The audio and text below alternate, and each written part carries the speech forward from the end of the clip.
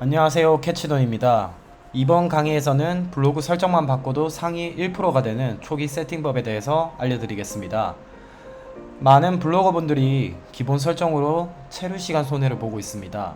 체류 시간이란 포스팅 상위 노출의 중요한 요소 중 하나로 검색자가 포스팅에 얼마나 머물렀는지를 알려주는 지표입니다.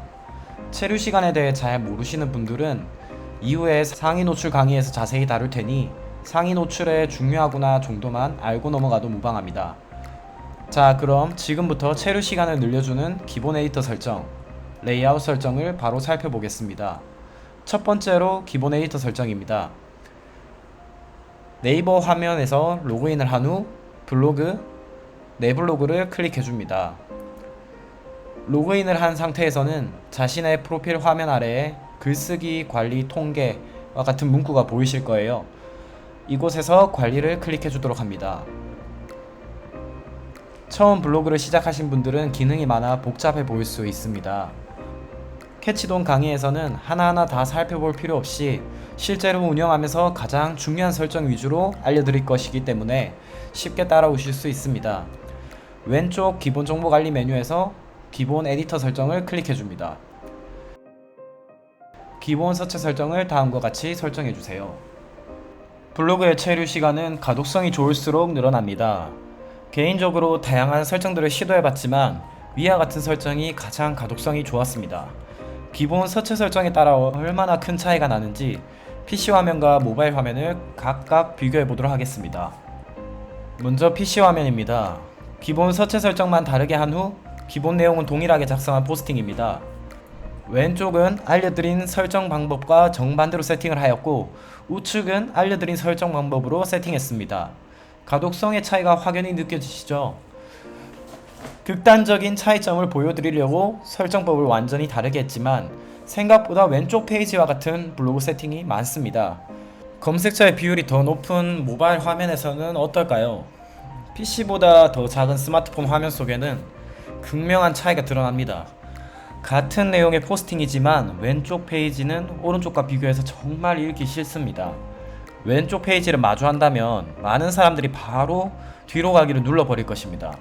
아무리 가독성이 떨어져도 내가 찾는 내용이 단 한 개의 블로그에만 정보를 접할 수 있다면 참고 읽을 수 있습니다.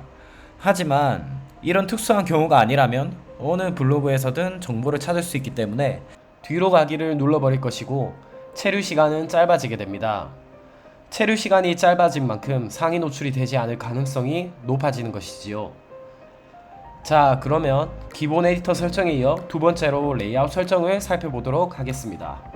블로그 관리 화면에서 상단에 보이는 꾸미기 설정을 클릭해 줍니다. 스킨 선택 화면에서 레이아웃 설정을 눌러줍니다. 상단을 보시면 2분할, 3분할, 1분할로 레이아웃을 설정할 수 있습니다. 가장 우측편에 있는 1분할로 설정을 해주세요. 1분할을 추천하는 이유는 집중도 때문입니다.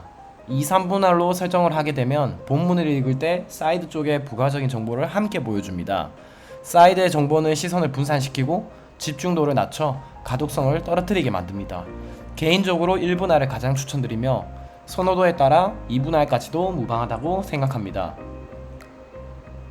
두 번째로 전체 정렬은 중앙, 글 영역은 보통으로 설정해주세요.